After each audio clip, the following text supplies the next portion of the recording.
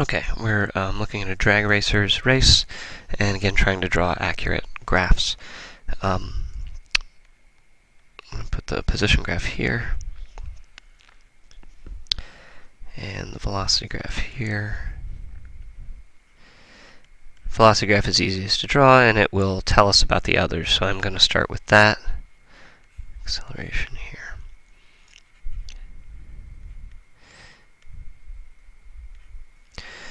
Okay, so the drag racer starts at rest, and then accelerates to 140 meters per second. So that'll be my 140 meters per second. That's a 0, and that took 2.1 seconds. And then maintains that speed, so the speed will not change for a while. And then we'll end here. I do not know what this delta t is. That's one of the things I want to know. So if I'm going to draw position graphs for this, I'm going to say it starts at 0. It could start whenever. We're going to make these axes line up. Because it starts with 0 velocity, I need to have a flat graph to start with. And then as the velocity increases, the steepness of the position graph should increase, so something like that. And now the steepness should remain constant because this value is remaining constant. So something like that, right? And that little break right there from parabola to linear. The issues are really about this middle point. I know that this final point is at 400 meters, but I do not know what this delta x is. And because of that, I don't know what the time is, so there are a bunch of issues there. For the acceleration graph, I know that I'm not accelerating in the second part of the graph, so that's a 0 value.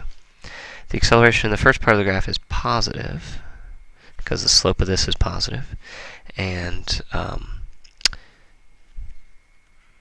I can figure that out pretty easily. I have those numbers. So the acceleration is the change in velocity over that interval times change in time. The change in velocity was 140 meters per second minus 0 over 2.1 seconds, which will give me a slope of 66.7 meters per second squared. Okay. So that's easy enough. The acceleration graph's taken care of. The hard part here is this position graph stuff. So like, how long does it take the drag racer to finish the race? You know, that sort of thing. Well, I can figure out this delta x first, because that's this area.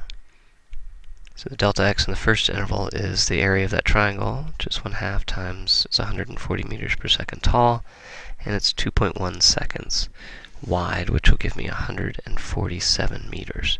And I know that this whole area has to be 400 meters, because that's how long the race is, which tells me that this area, delta x2,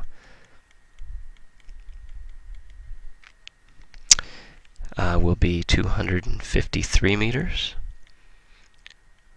So now I can figure out how long this is by looking at that area, which I now know to be 253 meters. I know the height of that rectangle is 140 meters per second, and I can figure out what this delta t is. 253 meters by 140 meters per second meters will give me 1.81 seconds. So this delta t is 1.81 seconds, which means I ended at 3.91 seconds. That's how long it took the race to happen. Okay, and I know that this change happened at 147 meters, we figured out. And that's what we wanted to know. When does the racer finish the race? 3.91 seconds. Where do we go from being accelerating to being constant speed? Looks like about 147 meters down the track, we're at our top speed. All right, that's it.